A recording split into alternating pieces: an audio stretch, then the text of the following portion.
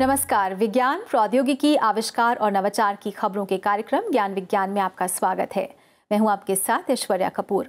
आज के इस अंक में हम बात करेंगे सर्वेक्षण और अन्य जियो पोजिशनिंग आंकड़ों के लिए देश में स्थापित किए जा रहे कोर्स नेटवर्क की, और साइंस टूर में आपको ले चलेंगे केंद्रीय भवन अनुसंधान संस्थान रुड़की। खबरें और भी होंगी, लेकिन सबसे पहले देखते हैं इस अंक की सुर्खियां। विश्व स्वास्थ्य संगठन ने कोविड-19 को घोषित किया महामारी। 100 से भी अधिक देशों में फैल चुका है संक्रमण। देश की बड़ी परियोजनाओं और नई पीढ़ी के अपग्रेडेड राजस्व नक्शे बनाने में होगी आसानी। भारतीय सर्वेक्षण विभाग ने की नया नेटवर्क स्थापित करने की पहल। करेंसी नोटों की जालसाजी रोकने के लिए नई सुरक्षा स्याही विकसित। राष्ट्रीय भौतिकी प्रयोगशाला के वैज्ञानिकों ने देश में ही बनाई 2 रंग देने वाली स्याही। और साइंस टूर में होगा केंद्रीय भवन अनुसंधान संस्थान रुड़की का दौरा। मजबूत राष्ट्र निर्माण में महत्वपूर्ण योगदान दे रहा है संस्थान। अब खबरें विस्तार से। नोवल कोरोना वायरस इस साल की शुरुआत से ही सुर्खियों में रहा है। 3 से 4 महीनों के थोड़े समय में संक्रमण 100 से अधिक देशों में फैल गया है और प्रतिदिन नए मामलों को टैली में जोड़ा जा रहा है। कोविड-19 के प्रसार और गंभीरता को देखते हुए विश्व स्वास्थ्य संगठन ने आखिरकार इसे महामारी घोषित कर दिया है। महामारी क्या है और इस घोषणा के साथ क्या परिवर्तन होता है? आइए अधिक जानकारी के लिए देखें हमारी रिपोर्ट।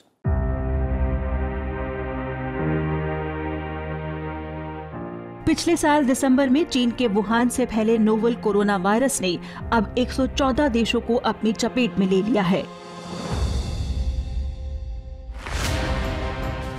इसकी गंभीरता को देखते हुए विश्व स्वास्थ्य संगठन यानी WHO ने 11 मार्च को इस वायरस से होने वाली बीमारी कोविड-19 को महामारी घोषित कर दिया है। संगठन के अध्यक्ष टेड्रोस अधनोम ने कहा कि हमने कोरोना जैसी बीमारी कभी नहीं देखी।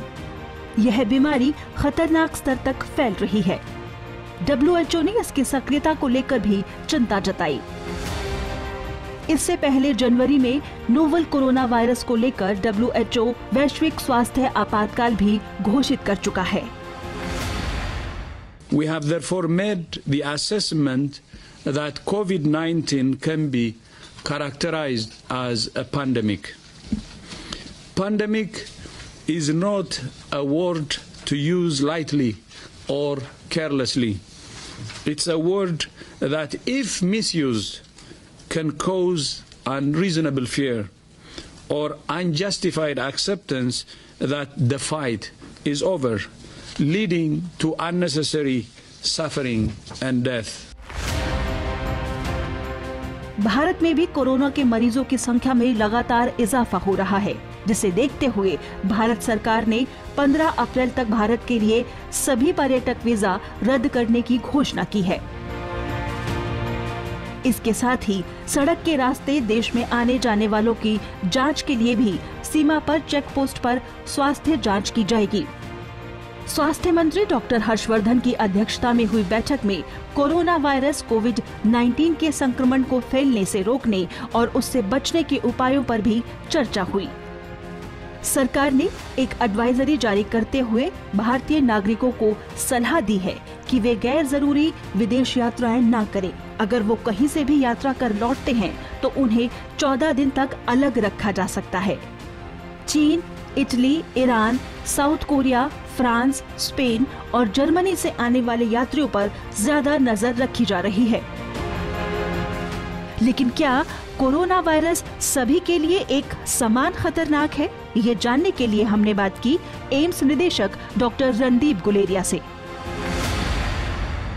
तो नॉर्मली जो डेटा पब्लिश हुआ है उसमें यही है कि ऑनसेट ऑफ सिम्टम से लेके 5 से 7 दिन तक सिचुएशन किसी की जो तकलीफ है ज़्यादा होने लगती है। Usually within the first 10 days 9वें-10वें दिन में ICU या वेंटिलेटर की ज़रूरत पड़ जाती है। जिनकी उम्र ज़्यादा है या जिनको कोमॉर्बिडिटीज़ हैं, डायबिटीज़ है, हाइपरटेंशन है, हार्ट की डिजीज़ है, फेफड़े की बीमारी है, उनमें ज़्यादा सीवियर डिजीज़ होने की चांसेस है। अगर हम कोरोना वायरस के केसेस देखें तो more than 80% have mild illness. आम माइल्ड बीमारी होती है, जुकाम, नज़ला, बुखार हुआ आम ट्रीटमेंट लेने से वो ठीक हो जाते हैं, उनको कोई घबराने की बात नहीं है। और 20% जो हैं उनको ही निमोनिया होता है जिसमें हॉस्पिटलाइजेशन की ज़रूरत पड़ सकती है, और उन्हें 5% ही ऐसे हैं उन 20% में जिनको आईसीयू की ज़रूरत पड़ती है और जिनको बहुत सीवियर इन्फेक्शन होता है जिसमें मोर्टेलिटी हो सकती है। इससे पहले 2009 में स्वाइन फ्लू यानी H1N1 को महामारी घोषित किया गया था। किसी बीमारी को पेंडेमिक यानी महामारी तब घोषित किया जाता है जब उससे कई देश एक साथ प्रभावित होते हैं। इसके साथ ही महामारी घोषित करने के लिए उस बीमारी या रोग का संक्रामक होना भी जरूरी है।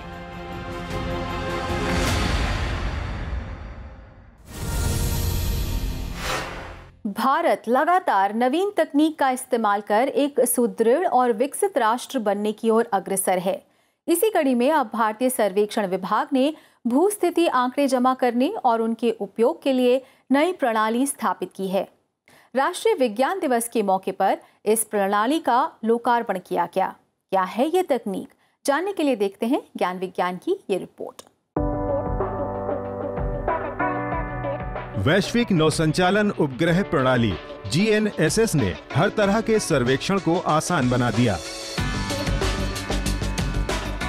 इसमें कई तरह की भू-स्थितिक प्रणालियों के आधार पर किसी भी चीज की स्थिति की जानकारी ली जा सकती है। इसके लिए अलग अलग स्थानों पर जियो पोजीशनिंग सिस्टम लगाए जाते हैं, जिनके द्वारा एक अंतराल पर मैन्युअली डाटा जमा किया जाता है। इस डेटा को स्टेशंस पर लाकर उसे प्रोसेस कर नतीजे निकाले जाते हैं। इस तकनीक को ज्यादा सक्षम और सुलभ बनाने के लिए भारतीय सर्वेक्षण विभाग ने अब कोर्स यानी कॉन्टिन्यूअस ऑपरेटिंग रेफरेंस सिस्टम की शुरुआत की है। इस प्रणाली का उद्घाटन राष्ट्रीय विज्ञान दिवस के अवसर पर किया गया। This is the latest technological advancement which we have brought in India.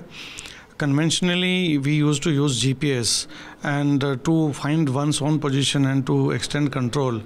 Earlier, we used to deploy 6 people with 3 GPS. But now with this establishment of the CORS network, one can get in 1 minute by deploying only one person. So you can imagine the kind of time saving and cost saving. Course network एक ऐसा बुनियादी ढांचा है जो सर्वेक्षण के क्षेत्र में ज्यादा सटीक और रियल टाइम डेटा उपलब्ध कराएगा। कोर्स एक भू स्थिति अवसंरचना है जो सटीक डिजिटल जियो पोजीशनिंग सिस्टम सेवा प्रदान करेगी। इसमें स्थापित रियल टाइम किनेमेटिक बेस स्टेशनों से आंकड़े नेटवर्क सर्वर तक जाते हैं। सर्वर इन आंकड़ों को सुधार कर उन्हें ज्यादा रफ्तार के साथ दोबारा प्रसारित कर देता है। इस तरह वेब नेटवर्क के द्वारा वास्तविक समय में सटीक और उन्नत आंकड़े लगातार प्राप्त होते रहते हैं। इस नए सिस्टम ने पारंपरिक RTK प्रणाली की सीमाओं को खत्म कर उन्हें ज्यादा दक्ष बना दिया है। जब कम समय में ज्यादा सटीक आंकड़े प्राप्त होंगे तो उनका उपयोग भी बेहतर होगा। कोर्स नेटवर्क के इस्तेमाल से नई पीढ़ी के राजस्व नक्शे तैयार करने में मदद मिलेगी। साथ ही देश की बड़ी परियोजनाओं जैसे सड़क निर्माण, रेलवे परियोजना, नहर प्रणाली, सिंचाई परियोजनाओं और स्मार्ट सिटी सर्वेक्षण जैसे कार्यों में आसानी और दक्षता हासिल होगी। Like you have a pillars of the building, if the pillars are strong, then the inside building is also strong. So similarly, the CORS network will provide a good, accurate and reliable reference framework on which all the mapping within the country will be done, which is useful for any development project or security related issues. You name anything and the position is important. पहल के तौर पर अभी महाराष्ट्र, कर्नाटक और उत्तर प्रदेश में 200 course network स्थापित किए जा रहे हैं, जिन्हें बाद में राष्ट्रव्यापी रूप दे दिया जाएगा। ये प्रणाली अन्य वैश्विक नौसंचालन उपग्रह प्रणालियों जैसे GPS, गैलीलियो, ग्लोनस के साथ और प्रबल होगी और जैसे जैसे इसमें सुधार होता जाएगा, भारत की विदेशी उपग्रह प्रणालियों पर निर्भरता भी कम हो जाएगी। कुल मिलाकर कोर्स नेटवर्क भारत को आत्मनिर्भर बनाने की एक और कड़ी साबित होगा।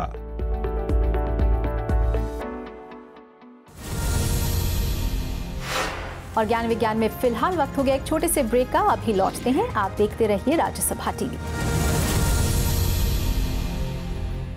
ज्ञान विज्ञान में आपका एक बार फिर से स्वागत है और आइए अब देखते हैं विज्ञान और प्रौद्योगिकी से जुड़ी देश दुनिया की कुछ और ताज़ा गतिविधियां हमारे खास सेगमेंट साइंस एक्सप्रेस में।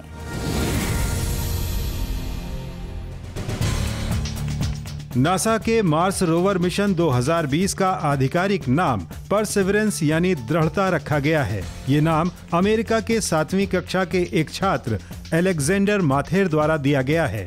नेम द रोवर निबंध प्रतियोगिता में अमेरिका के 28,000 छात्रों ने हिस्सा लिया था। अब माथेर को गर्मियों में रोवर के प्रक्षेपण का गवाह बनने के लिए फ्लोरिडा के केप कैनवेरल एयरफोर्स स्टेशन में आमंत्रित किया जाएगा। नासा ने जुलाई 2020 में अपना मंगल अभियान निर्धारित किया है। करीब 23,000 पाउंड वजनी नासा का ये मार्स रोवर एक रोबोट वैज्ञानिक के रूप में काम करेगा। पृथ्वी और चंद्रमा एक जैसे पदार्थ से नहीं बने हैं। नेचर जियोसाइंस पत्रिका में हाल ही में छपे एक अध्ययन के मुताबिक चंद्रमा पर ऑक्सीजन के अलग आइसोटोप भी पाए गए हैं, जिससे ये संकेत मिलता है कि चंद्रमा पूरी तरह से पृथ्वी से नहीं बना है। चंद्रमा के निर्माण के सिद्धांतों के मुताबिक विशाल प्रभाव की परिकल्पना सबसे विश्वसनीय मानी जाती रही है। इस परिकल्पना के अनुसार पृथ्वी के निर्माण के प्रारंभिक काल में थिया नाम का एक विशालकाय पिंड पृथ्वी से टकराया और इस घटना से चंद्रमा अस्तित्व में आया, पर वैज्ञानिकों को अभी तक थिया के होने के कोई सबूत नहीं मिले थे, क्योंकि पृथ्वी और चंद्रमा पर ऑक्सीजन के एक ही तरह के आइसोटोप पाए गए थे। पर नए शोध में चंद्रमा की भीतरी परत के पत्थरों का गहराई से अध्ययन करने पर पाया गया कि चंद्रमा पर ऑक्सीजन के अलग आइसोटोप मौजूद हैं। इससे वैज्ञानिक ये अनुमान लगा रहे हैं कि हो सकता है कि चंद्रमा का भीतरी कोर थिया से ही बना हो और ऑक्सीजन के अलग आइसोटोप थिया से आए हों। नासा, यूरोपीय अंतरिक्ष एजेंसी और दक्षिण कोरिया ने अंतरिक्ष से प्रदूषण निगरानी के लिए संयुक्त रूप से उपग्रह माउंटेड उपकरण प्रणाली तैयार की है, जिसे जल्द ही लॉन्च किया जाएगा। नासा के अनुसार ये परियोजना हर घंटे पृथ्वी की वायु गुणवत्ता की निगरानी करने में सक्षम होगी। एक बार जब उपकरणों को पृथ्वी की निचली कक्षा में तैनात किया जाएगा तो वो एक आभासी नेटवर्क स्थापित कर लेंगे और इस नेटवर्क के जरिए वो दुनिया के हर क्षेत्र में हवा की गुणवत्ता की सटीक निगरानी कर सकेंगे। इनसे प्राप्त डेटा का उपयोग प्रदूषण और वायु गुणवत्ता भविष्यवाणियां करने में किया जाएगा।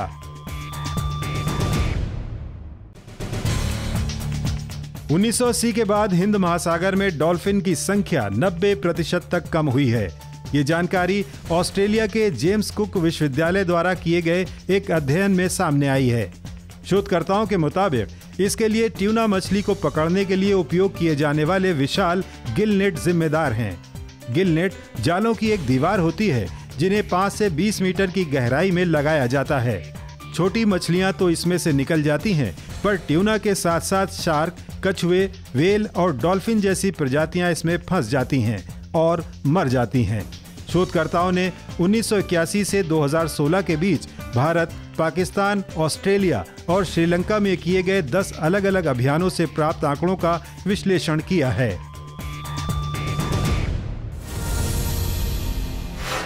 अब आपको नकली नोटों या नकली दस्तावेजों की चिंता करने की जरूरत नहीं रहेगी।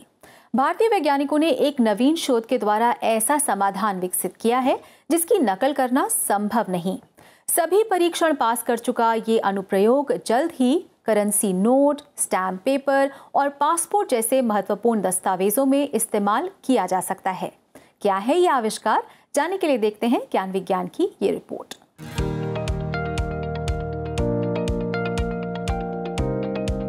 किसी भी देश की अर्थव्यवस्था में उसके द्वारा जारी करेंसी नोट रीढ़ की हड्डी का काम करते हैं और जब इन्हीं के बीच नकली करेंसी आने का खतरा बढ़ जाए तो लोगों में करेंसी को लेकर संदेह पैदा होता है।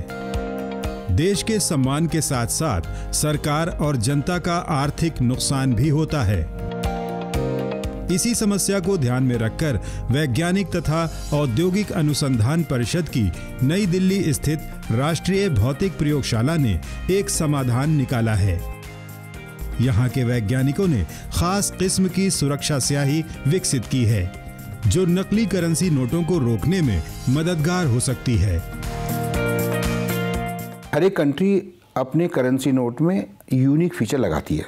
तो जो हमारी जो डिस्कवरी है जिसमें यूएस पेटेंट NPL का है, उसमें क्या है कि हम उस करेंसी को ऑप्टिकल लाइट पे, जो विजिबल लाइट है 400 से रफली 800 नैनोमीटर तक, उस पे वो इनविजिबल रहती है, ट्रांसपेरेंट रहती है।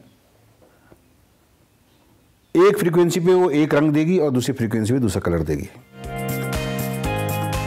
अभी मुद्रा और अन्य दस्तावेजों के छापने के लिए स्याही के रंग द्रव्य आयात किए जाते हैं, जिसका फार्मूला दूसरों तक पहुंचने की संभावना रहती है।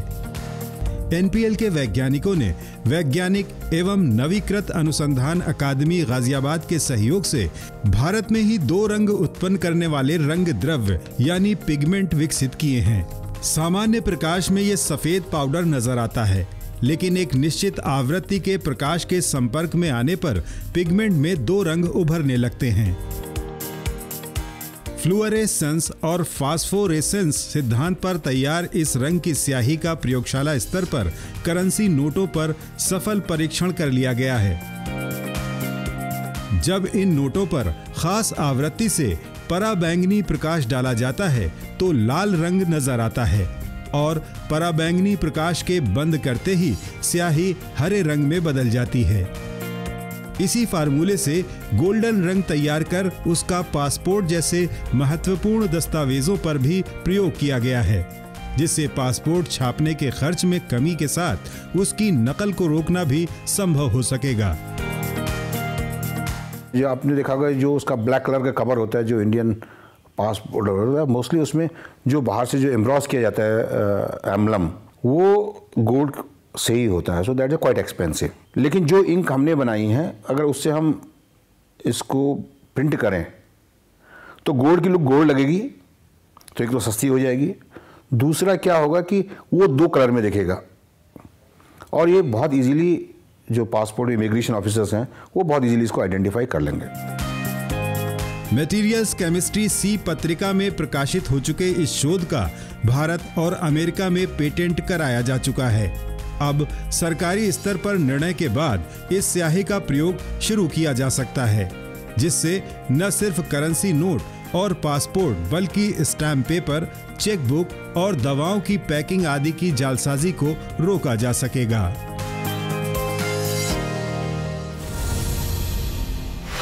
वक्त एक और छोटे से ब्रेक का, लेकिन आप कहीं मत जाइएगा, हम जल्द लौटते हैं। ब्रेक के बाद आपका स्वागत है। आप देख रहे हैं ज्ञान विज्ञान। राष्ट्र के निर्माण और विकास में हमारे देश के वैज्ञानिक संस्थानों का अहम योगदान रहा है। ऐसा ही एक संस्थान है वैज्ञानिक तथा औद्योगिक अनुसंधान परिषद का केंद्रीय भवन निर्माण अनुसंधान संस्थान, जहां भवन निर्माण और उनकी सुरक्षा से जुड़े अनुसंधान के लिए विश्व स्तरीय प्रयोगशालाएं स्थापित की गई हैं। साइंस टूर में आज हम आपको इसी इंस्टीट्यूट का दौरा करा रहे हैं। रुड़की के वैज्ञानिक तथा औद्योगिक अनुसंधान परिषद का केंद्रीय भवन अनुसंधान संस्थान देश की आजादी के वर्ष से ही शुरू किए गए CBRI के इस भवन की नींव 1950 में रखी गई थी। तब से लगातार ये संस्थान भवन सामग्रियों, संरचनाओं की उन्नत तकनीक विकसित करने, भूकंप रोधी निर्माण तकनीक के अलावा अग्नि सुरक्षा और भूस्खलन जैसी आपदाओं के न्यूनीकरण के क्षेत्र में भी अपना योगदान दे रहा है।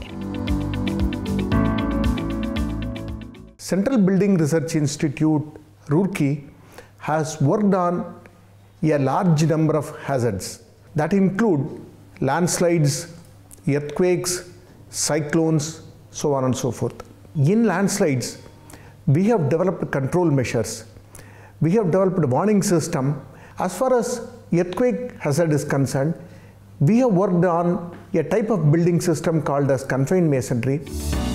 अनुसंधान और प्रौद्योगिकी विकास के लिए संस्थान में अत्याधुनिक सुविधाएं स्थापित की गई हैं।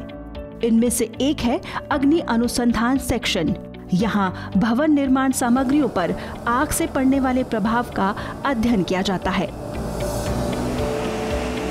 इसके लिए बड़ी बड़ी प्रयोगात्मक भट्टियां लगाई गई हैं। इसी की एक कड़ी है अग्नि अनुक्रिया प्रयोगशाला।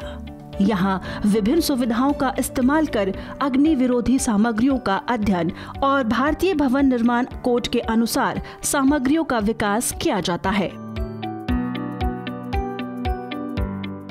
The material classified into 4 classes. Number 1 is class 1, that is very low flame spread, and that can be used anywhere in the assembly hall or anywhere important places, and that is mentioned in National Building Code of India Part 4, that is fire research. And the material class 4 with very rapid flame spread should not be used anywhere in the building. संरचना engineering का एक हिस्सा है भवन की स्वास्थ्य स्थिति का आकलन। इसके लिए फुल स्केल मॉडल टेस्टिंग की व्यवस्था की गई है, जिनके द्वारा अलग अलग निर्माणों के स्वास्थ्य की जांच नवीन तकनीक से की जाती है। जैसे इस समय यहाँ एक मॉडल पर सेंसर लगाकर उस निर्माण की मौजूदा क्षमता का अध्ययन किया जा रहा है। इस तकनीक के द्वारा ऐतिहासिक और सार्वजनिक भवन सहित निजी इमारतों की सेहत का भी आकलन किया जा सकता है। Now there are methods which is called as structural health monitoring of buildings. At CBRI we have conducted extensive experimental investigation on buildings, and based on which we have successful enough to establish the methodology, and now it is being adopted at field also to address this particular problem. भवन विज्ञान और प्रौद्योगिकी के अलावा केंद्रीय भवन निर्माण अनुसंधान संस्थान भूस्खलन आपदा न्यूनीकरण के लिए भी तकनीक का विकास कर रहा है, जिसमें भूस्खलन साइड निगरानी एक महत्वपूर्ण अंग है। प्राप्त आंकड़ों का प्रयोगशाला स्तर पर अध्ययन कर भूस्खलन के कारणों का पता लगाया जाता है। CBRI के वैज्ञानिक भूस्खलन पूर्व चेतावनी सिस्टम भी विकसित कर रहे हैं।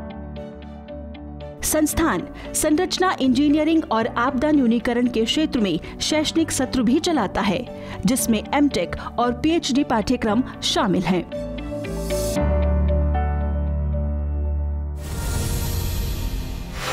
तो ज्ञान विज्ञान के आज के अंक में बस इतना ही। कार्यक्रम के बारे में आप अपने फीडबैक और सुझाव हमें ईमेल कर सकते हैं। हमारा ईमेल पता है news@vigyanprasar.gov.in। आप अपनी राय हमें डाक के द्वारा भी भेज सकते हैं। हमारा पता है विज्ञान प्रसार, 5वां तल, पृथ्वी भवन, लोधी रोड, नई दिल्ली 110003।